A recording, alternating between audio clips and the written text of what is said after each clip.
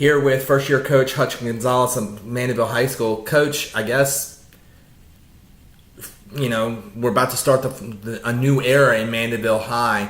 How much and what's your approach been in terms of the turmoil that this program has been before you got here? Is it just wipe the slate clean, everybody starts new, or what was your approach with this?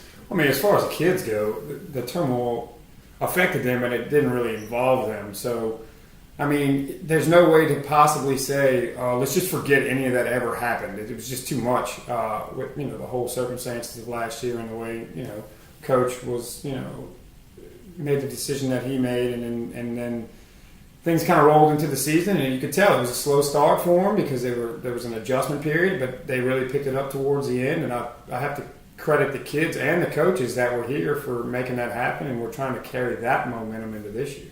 How much with new offense, new defense with Coach Roboto, how much are we still in the installation phase, or is installation done and now we're trying to become better execution?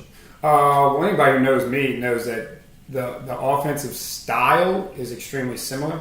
There's a lot of air raid concepts that, I always laugh because Coach LeCompte, I used to call him like Little Hal almost. He was a lot like Hal Mumme, who was obviously my college football coach. So the principles of the offense and the concepts that they ran offensively are a lot of what we've always, what I've always done. We do a little bit different stuff. We go a little faster from time to time and things like that. But I think the installation portion has been long gone. That was through the summer and things like that because it's such a simple offense conceptually. Now it's execution. And then defensively, Coach Roboto brings a ton of experience from the Catholic League. Really, over there did a phenomenal job stopping the run in that league where they really power football a lot. He's got some adjusting to do to the spread systems that he's going to see over here week in and week out. But fortunately, we still have guys on staff from Mandeville's defensive staff for years who have been extremely successful stopping the spread in this district, year in and year out. So, I think it's a good mix. The kids are picking it up. I'm interested to know what your philosophy is in terms of, I'm not going to I guess I am going to compare you to Coach Shooter at Salmon. He was the offensive coordinator, and he's known to being an offensive guy, but now he's the head coach. And he says, I'm going to be involved in everything. And, what's your approach? Are you more hands-off defensively, or is it, I'm involved in everything? Like, what's your philosophy, really? I'm extremely hands-off defensively. I've always been of the school of thought that if you hire a guy to do a job, it's because you trust him. And if you don't trust him, you probably shouldn't have hired him. I'm more of I'd like to stay informed as far as what's going on the defensive side of the ball. And they do a great job of keeping me informed. What we're installing, why we're installing it, how we're installing it, when we're installing it, what it's for, what the use of it is and things like that. But I trust these guys. Look, that staff on the defensive side, Coach Roboto's been a head coach for a whole lot longer than I have and in the best league in the state. So to say that to trust him, that I trust him would be a major understatement. So I'm involved in the sense that I like to know what's going on. Other than that, they do their thing. So let's talk about your offense. New quarterback, Andrew Brister and Darren Steele, they're gone now. Mm-hmm. You got a new quarterback coming in, Devon Todd, a transfer from Northlake Christian. What does he bring for the Mandeville fans who've never seen him play? Because, 5A schools really don't care about what 2A and 3As and other schools in the parish. He's familiar with the parish, but a lot of people in the parish aren't familiar with him. Right. What kind of quarterback does he bring to you? I mean, what does he bring to your system at the most important position of your offense? I've been very fortunate to coach the quarterbacks that I've coached in my career as a coordinator and as a head coach now. Starting, all the way back at Lakeshore with Nate Fashon and guys who've been successful at the position. And I think a lot of it has to do with the system and the way that we kind of tailor it to what they do well, what he does well. And I was fortunate to be able to coach against him last year while he was at Northlake and saw what he's capable of when he's on. He's raw, but he is a 6'3", big arm. He can throw it all over the field. He can make all the throws. He's smart. He's not been, he's not well versed in the spread system. He did a lot of turning around and handing the ball off, and it was a little bit more pro style what he did at Northlake. But we're really giving him some freedom to make reads, to make throws that we know he can make, and he has done a phenomenal job of picking it up. If you could see, the difference, the strides that he makes from week to week, you'd be shocked, because he's just a sponge right now, and he's so young. It'll be nice to have a quarterback that I can coach up for 3 years, as opposed to coming into a senior quarterback and he's gone the next year. Which has been the case for the past few schools I've been in. It's been a senior guy who's already learned those habits, and then they're gone. You get to break it down and create all new habits. Exactly. I get to really, and like I said, as far as the coaching of the quarterback position with him, he's pretty raw.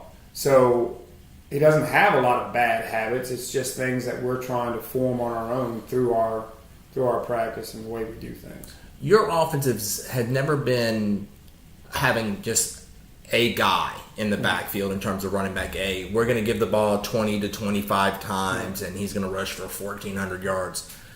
It's more of how many different ways and different weapons you can use your running backs. Talk to me about some of the people in the backfield for you and what they're capable of. Maybe this guy's strength may be different than this guy's strength. Mm-hmm. We are extremely, extremely blessed to have two very, very, very capable backs. And there'll be names that by the end of the year you'll know. Charles Quinn, who got significant playing time last year, even being in the backfield with Teron Jones, who's now at Southeastern. Charles was a much better than a solid backup. He shared the backfield a lot, got a lot of carries, a lot of touches. He catches the ball well out the backfield. He's good in the screen game, but he's a hoss. I mean, he gets in that squat rack, and you can see why he's successful. He puts a lot of weight on the ball and moves it pretty easily. He's more of a downhill guy. He's got just enough shape to make you miss, but he's a great zone back because he's a one-cut guy and he's downhill and he finishes runs. So we're excited about what Charles can do. We can even split him out as a receiver. He catches the ball pretty well. So, and then we have another guy who's going to be in the backfield with him. His name's Zon Diaz, and Zon's a young guy, but man, you talk about when you walk into a weight room and you see a kid and you're like, man, coach, who is that? This kid takes his shirt off and he looks like somebody chiseled him out of a piece of stone. It's unreal. And he plays that way too. He's hard-nosed. He's tough. We actually work him in the slot as a receiver and in the backfield. When we go to two back sets, we'll let Charles lead for him a lot and hand him the football. He is extremely shifty and extremely fast, and again, likes to finish the run. And obviously he catches the ball well. We use him in the slot. So he brings probably another element to the game as far as he's a little bit more dynamic, but he's a special player too, so we're excited about those two. Flipping around from running back in a Hutch Gonzales offense, my dream and my thing is he's going to want 17, 20 different receivers because he just wants to keep coming in waves. Right. Your offense is that quick passing, see what you got and just dink and dunk you down the field. Mm-hmm. Talk to me about some of the receivers, and do you like your numbers at that position right now? We're really excited about our skill group, really on both sides of the ball, but that position specifically, we feel that we are legitimately 7 or 8 deep at the wide receiver position. We have a solid one and a very, I don't know if you'd say 1A, 1B, almost at every position. Guys who have really taken on the challenge of learning the routes the way we run them and attacking DBs the way that we do, and really just being trustworthy, catching the football. And like I said, we're 1A, 1B at a lot of those positions, which is beautiful for us because, like you said, we kind of try and we push it to dink and dunk, not dink and dunk as much as specialize in longer drives. We have, big guys, 6'3", basketball players like Will Shepard, who's a phenomenal basketball player, but has come over to the football field and really, really pushed himself. We have Dereje Gaspard, who's a smaller, quicker guy, but he's more that Z receiver for us, who's the route runner and extremely dependable. We mentioned Zahn, who plays in the slot for us. Desmond Sams, who plays in the slot for us as well. Extremely shifty, runs great routes, catches the football well. Merrill Fashon, who is a backup at either of those outside positions. Nelson Garcia, who's really, really come on for us and will probably start in the position where Zahn plays because Zahn will be in the backfield so much. So it's a lot of guys.